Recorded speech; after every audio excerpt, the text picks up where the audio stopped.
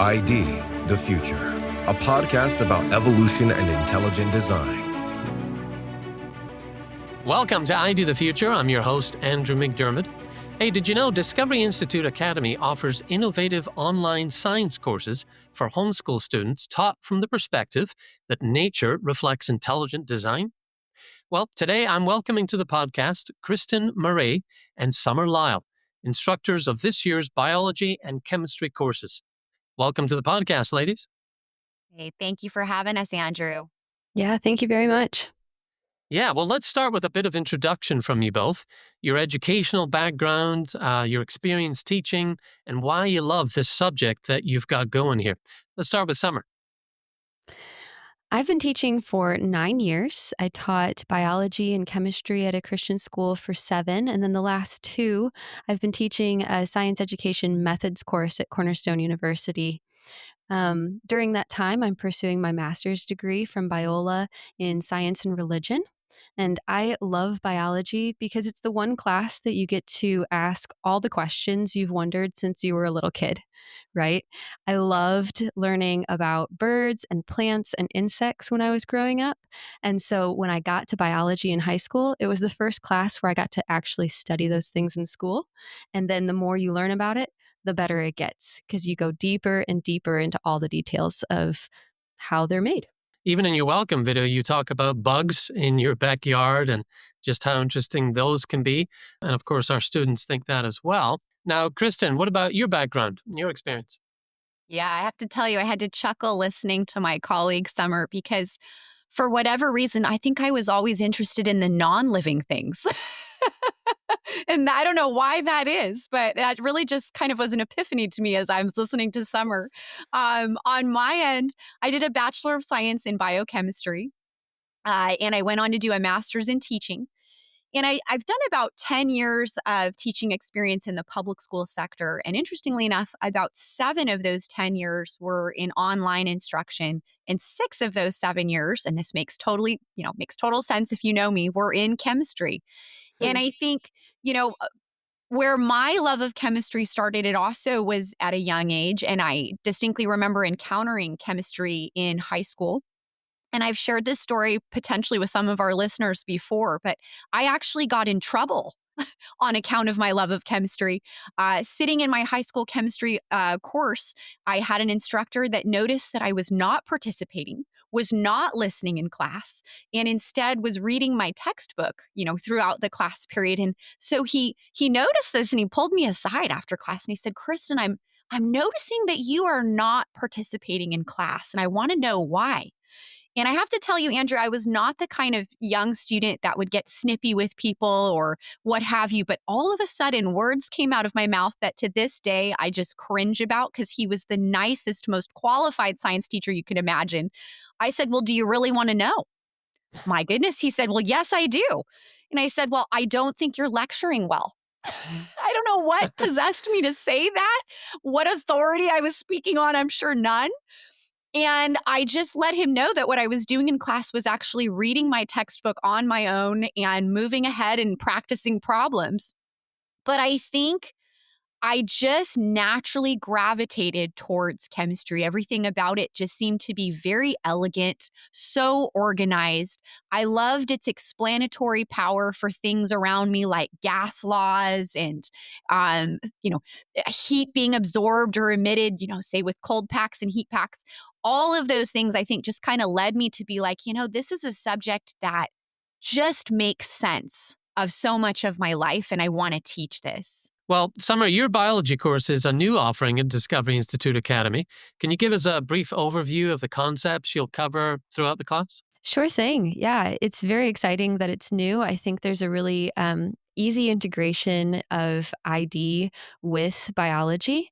There's tons of content already produced, even by the Discovery Institute. So it's very fun to look at all that's available to us to study in ID. But biology really is the study of life. And life is really hard to define. So instead of giving it this clear-cut definition, we usually talk about it in terms of characteristics. Things like a living thing uses energy and materials, a living thing interacts with its environment, a living thing has a genetic code. So the class is broken down into units based on those characteristics of life. So we'll study them one at a time, and we'll talk about some of those really key integrations in terms of inheritance, cell structure and function, biochemistry, so a little bit of overlap with Kristin's class, ecology, anatomy, kind of all the things that you would expect to study in a biology course, but with that element of intelligent design.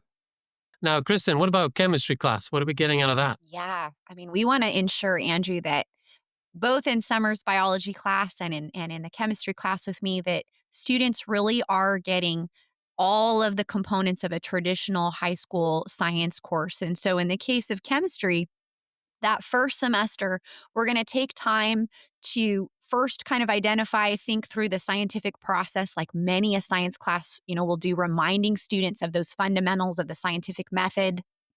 We'll move into matter. What is matter? What are atoms and how do they comprise matter?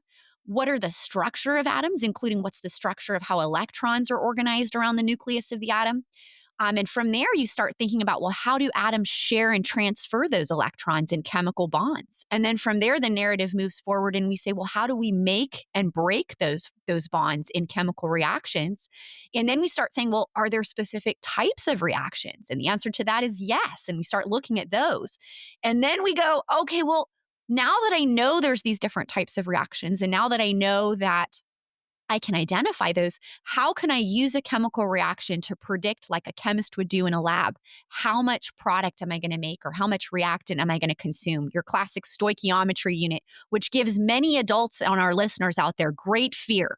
We try to take the fear out of that on the stoichiometry unit.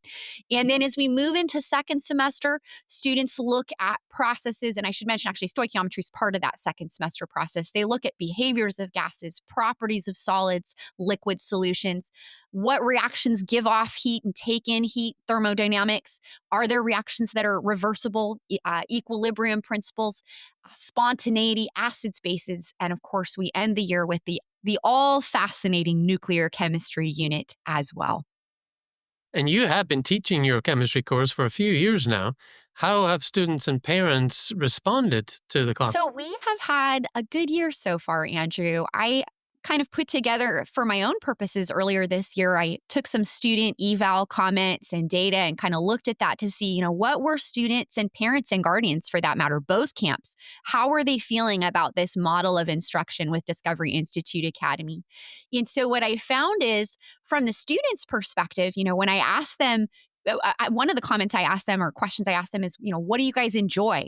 Lots of comments, not surprisingly, Andrew, about the hands-on labs. One student said, I like the labs best because they show how or why we use all this information we are learning. So true. 90% of the students, which I think is really encouraging, found the course interesting and engaging. 90% of students found teacher feedback really helpful in their process of learning. So we'll talk about this later, but that's an aspect of the Tier 1 course that Summer and I can offer specific teacher feedback on students' work to help them grow and revise their learning. 100% of students felt like they learned a lot in this class. That's so encouraging to see that. When we surveyed parents, I think a referral says a lot, and 100% of our parents strongly agreed they would recommend this course to other homeschool families. I think two comments that kind of encompass a parent thinking on this. We had one parent who said, and I so appreciate this and I'm so understanding of this, especially some of our listeners out there, again, might have had some questions or concerns about the idea of online education. This particular parent said, quote, I did not like the idea of yet another virtual classroom for my student.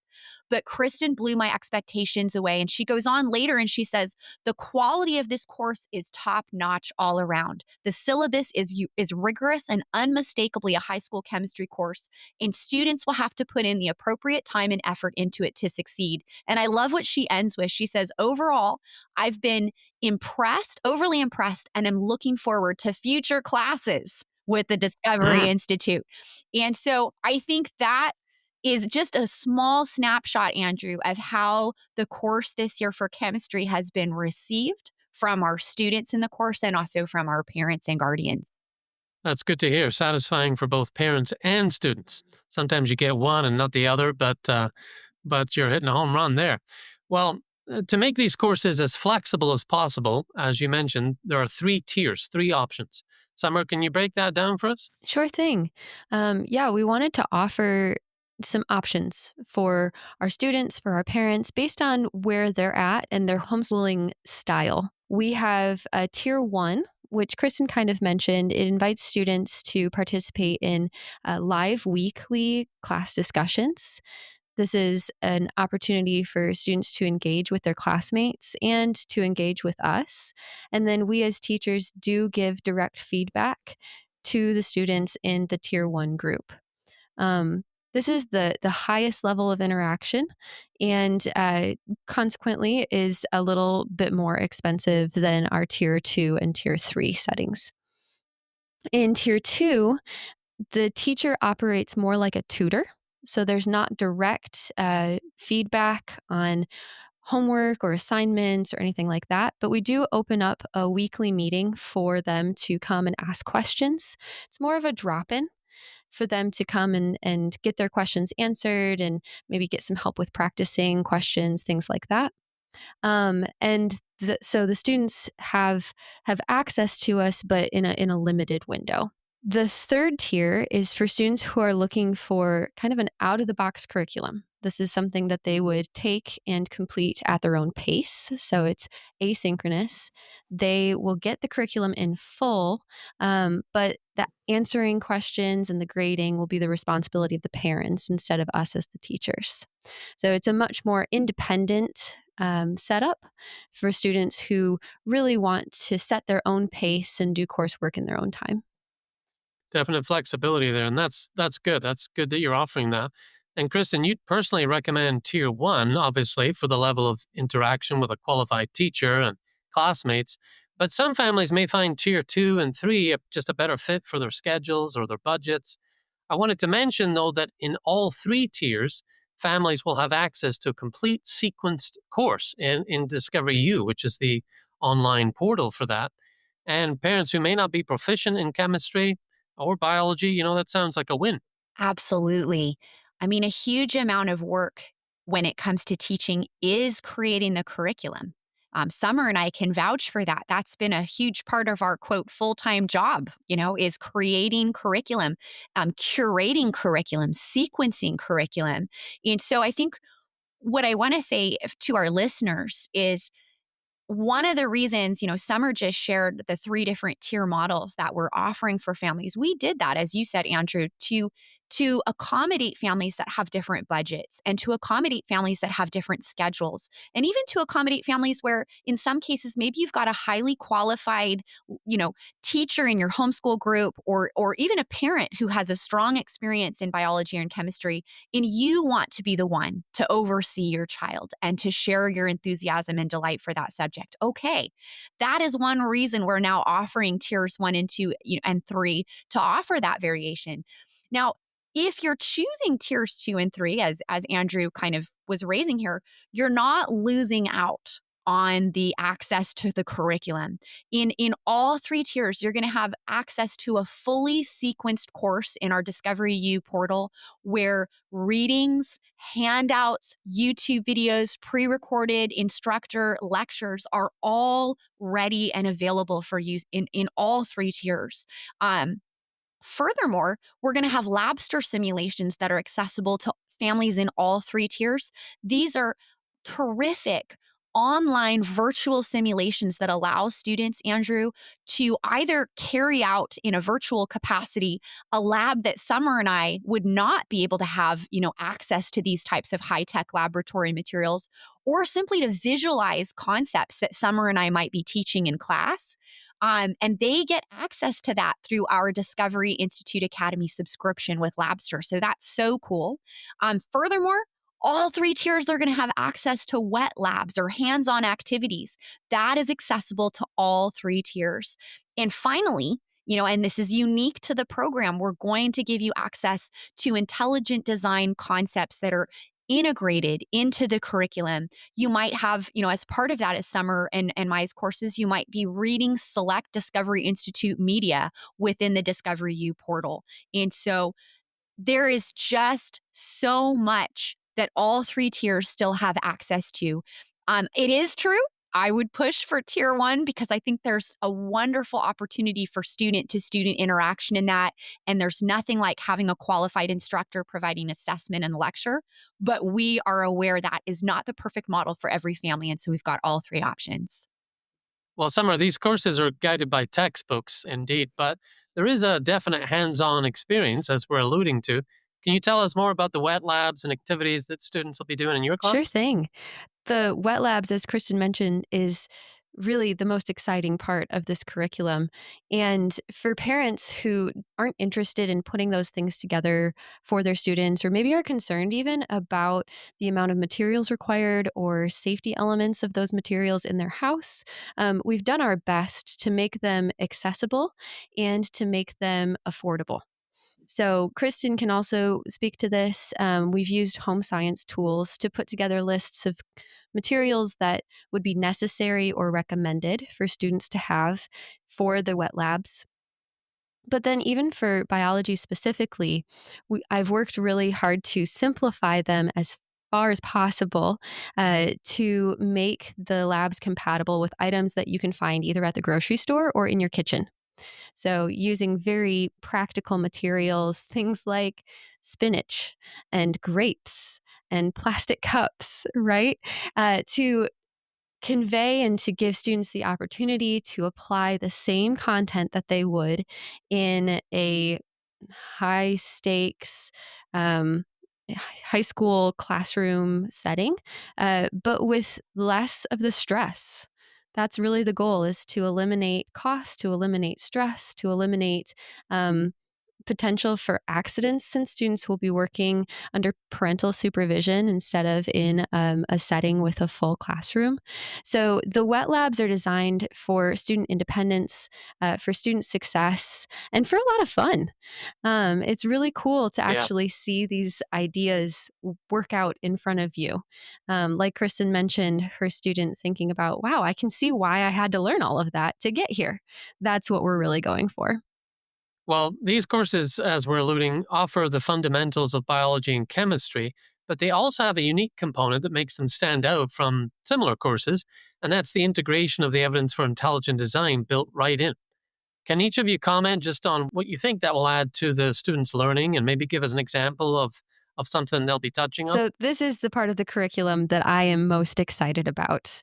Intelligent design shows up all over the place in the study of biology. And so, my intention is to not only show students where it appears, but to teach them the skills to discover evidence of design on their own. Since biology typically comes before chemistry, we'll even be laying a lot of the groundwork for the philosophy of science and those critical thinking skills that students need to be successful in all of their science courses. Some of my favorite examples include the fine tuning of Earth for life and the complexity of the human body, which we'll be spending an entire unit on. Since we're following a well known secular textbook, these are connection points for evolution throughout every unit. It has an element to it that kind of explores what's the natural selection, evolution, Darwinian explanation for how this came about. What we'll do is we'll take those claims and we'll compare them to the claims made by intelligent design theory. And students will learn how to argue from either side in order to create a really holistic worldview regarding intelligent design and evolution. I love what Summer just shared. And I think it really hits at something that is true for both of our classes. In your standard kind of typical scientific classroom setting for high school students, the the way that science is going to be presented to them is going to be one in which a materialist paradigm of whether it's Darwinian evolution in a biology classroom setting or whether it's chemical evolution in more of a chemistry classroom setting, they're going to walk away with the idea that everything that they've encountered within that science course can be explained through a purely blind unguided natural process. In what Summer and I in a lot of ways are doing is actually saying to students, well, actually, there's an overwhelming and growing body of evidence that's suggesting that these features are not the product of a blind and guided process. They're actually the product of design. And so in the case of the chemistry course, one of the things that the students do is they look at, for example, in Unit 3, when they're thinking about light, the properties of light, the electromagnetic spectrum, they, in the chemistry class, go ahead and take a look at some of Michael Denton's writings on children of light. And they consider how the sun, in the full electromagnetic spectrum, where a small, tiny fraction of that is the right light and right heat for complex life. And then they consider how our atmosphere is finely tuned to permit that right light and right heat to reach us. Similarly, when students start learning terminologies about water, such as its viscosity, its high specific heat capacity, it's a terrific universal solvent. Again, they circle back to some of Michael Denton's work and they look at the wonder of water, and specifically, how is water not just remarkable in and of itself, but integral to the processes of plate tectonics and the hydrological cycle. I think for both Summer and I, one thing I will maybe just summarize or take away here is that we have tried not to just toss you intelligent design concepts, but integrate them directly where they belong in the curriculum. And I think that is really, really a cool approach, right? Because I think a student is going to get more understanding of an ID related argument if they have the necessary underlying background science understanding under their belt. And then they consider how ID might relate to this topic. Exactly. It really does function as the perfect integration. As kids are learning about cells, for example, teach them about the evidence for intelligent design at the cellular level. When you're talking about the fossil record, you can teach them about that, but then also teach them the reality of it as intelligent design has shown. It's just a great way to go about it. Now, Kristin, this past year, you had students at a homeschool co-op joining your weekly chemistry live sessions from their local campus and from home. Tell us how that option worked out.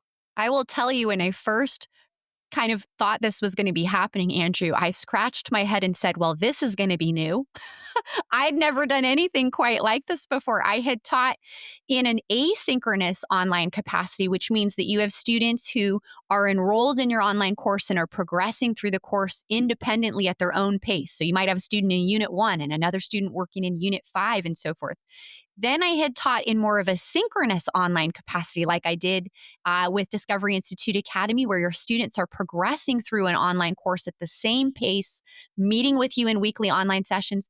But this to me was, how do we create a bridge between a physical brick and mortar campus of students and an online course? And so what transpired, actually, Andrew, has turned out to be a very interesting model. And for my co-op family listeners out there, I'd love to just give you a sneak peek of kind of how this ended up panning out. There was a parent facilitator that was on the local co-op campus that joined with us. And she was such a big part of kind of helping this work, Andrew. What she did was she would go on campus on their on-campus days, Mondays and Wednesdays. And on Mondays, which was a non-lecture day for us, she used that as a day to meet with the students and actually organize, coordinate, and oversee the labs with the students. And I will tell you, those co-op families were so grateful to have a designated parent kind of take that on. Because I have to be honest, the chemistry labs do require quite a bit of materials. They're ordered with a click of a button on a wish list, but there's a lot that goes into doing chemistry labs. And so it was terrific for the students having access to that. They can absolutely be done at home. I want to clarify that. No problem at all. They're designed to be done at home. But it was wonderful for the co-op students to do them together on Mondays. And then Wednesdays, the students would again be on campus and would join lecture from kind of a big conference table of sorts in a classroom where I had all their faces on a single camera and a microphone was set up in the classroom. And so it had a little bit of like a classroom vibe about it, like a traditional classroom vibe. And the students also joined me for our second lecture of the week from home. So it was a really interesting model, kind of how it all worked out. And I think in the end, I think there was a good positive experience. Actually, I should say one other thing, Andrew, for our co-op families kind of out there who are thinking about something like this and thinking about Discovery Institute, let me end saying this to you guys. I think if you are a co-op who already has, for example, a really qualified teacher on campus or a parent or guardian who's already, passionate and experienced with this subject area, but you still want access to the course and to the intelligent design pieces, by all means, consider enrolling your students in our tiers 2 and 3. And then you've got access to that curriculum, but you can pace that out and assess and oversee that in a way that works for you and your students. But if you're a co-op who maybe you're in need of a teacher, you don't have somebody to fill that biology or chemistry slot, or you have a very flexible Bell schedule or academic calendar and want to fit into Discovery Institute Academy's, session schedule and academic calendar for the Tier 1 live version of the course, by all means, you can enroll your students in Tier 1 and have Summer and I handle all of the instruction, assessment, and oversight for your students. So both models are out there and available. Well, we should point out how credit works. There might be some parents out there who are wondering how you can apply credit to these courses. Summer, can you tell us how credit works with Discovery Institute Academy courses and what's best suited for families and how parents play an important role Yeah, here? the course really is best suited for homeschooling students, as Kristin mentioned, a co-op or individual students in their homes. Since Discovery Institute Academy is not a credit granting institution and does not offer courses for academic credit, ultimately the parent or guardian gets the final say on the student's grade. These courses are designed for high school students, and if there are any recommended prerequisites, they're listed in the syllabus, but parents and guardians are encouraged to email both Kristin and I about any questions that they might have as they consider their specific student. We know that there are some students in middle school, for example, that have the necessary strong reading levels to tackle the courses, or even the algebra background to tackle the chemistry. So we want our students to be prepared for the course. But if there's questions about what that level of preparation is, parents, guardians should absolutely just reach out. Well, as we wrap up our little chat today, I'd like to give each of you just a moment to make a final pitch for the course that you're teaching directly to students and parents who might be listening today. Sure, Andrew. And again, thank you so much for having us on today. I mean, Summer and I are so excited about what is transpiring. And I'm so excited to have Summer's biology class rolling out alongside the chemistry course for next year. To our listeners out there, I guess the greatest pitch that I could give is that I wish I had had access to this when I was in high school. I recall being a student as early as middle school who was having questions about how did things come to be the way that they are. And I didn't have access to a course like this. And those questions kind of continued to nag and pester me on into high school, on into college. And it was only when I encountered intelligent design related thinking that some of those questions kind of subsided a bit. And so I think the greatest quote pitch that I could give to our listeners is that I wish that I had had a class like this for me when I was in high school. Well, it's a gift you are now giving to your students. So that's awesome. How about you, I Summer? feel like Kristin just said everything I was thinking. I couldn't agree more. I also was the student who just struggled with some of these big questions starting in probably ninth grade.